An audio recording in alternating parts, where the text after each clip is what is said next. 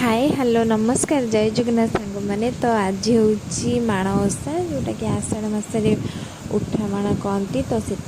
जेहेतु माँ गोड़ भांगी तो मु पूरा 7 राति उठिक सबू कम सारिक पूरा रेडी हो जेहेतु मो झील शोची ना तो सी उठा पूर्व जमी मत ठाकुर कम सब सारे अच्छी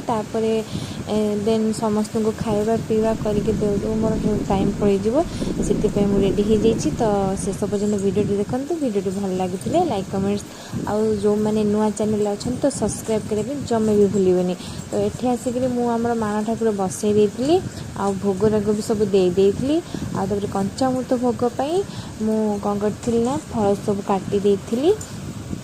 फल काटिबा परे कौन करी ना देन जेहेतु 10टा पिठा हम से चाउल तिंतैकी ताकू ग्राइंडर कर देथिली एपटे नड़िया पूरी भी कर देथिली तापरे आउ मो सासूंकर सासू माने बो आ मो भौणी मत हेल्प करने आसला सी आम सब मिसिक मंडा गढ़ीदेलु तो मंडा हो सारा पर मो भौणी बही पड़ देता देन एपटे मो झील उठी पड़ता तो ता काम सब मुझे सारी देती आम सारिया मोर 8टा 8:30 भितर मोर सब ठाकुर कम सरी जाइए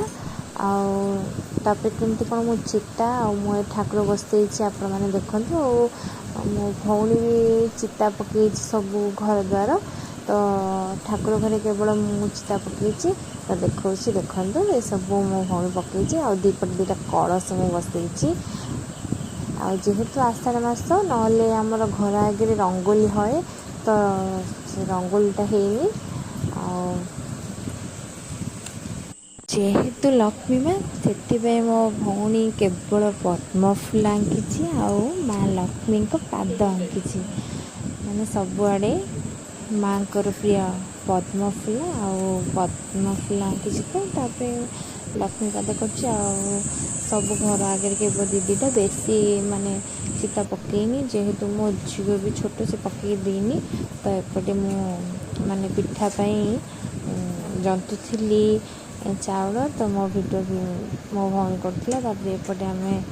मंडा गढ़ी देलु तो मुझे पानी रे सिझेबू मंडा पिठा पानी फुटी जाता पकई देती देन आम खायापाई आम पछे छणा मंडा करूँ छाणी तो ठाकुर को आम सिझा मंडा तैयारी कर देलु तो एपटे मु 10टा मंडा आगु गढ़ी आसी पकईदेली देखते से मैंने गढ़ुन पिठा देखा देखते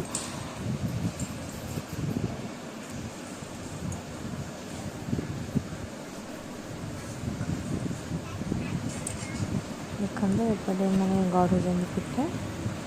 तापर मो झील बसी दुष्ट हो खाली कह मत पूर दियो मु खाइबी पूर तापर मो माँ लक्ष्मी को पूजा कर दी तो वीडियो भल लगे लाइक करदे।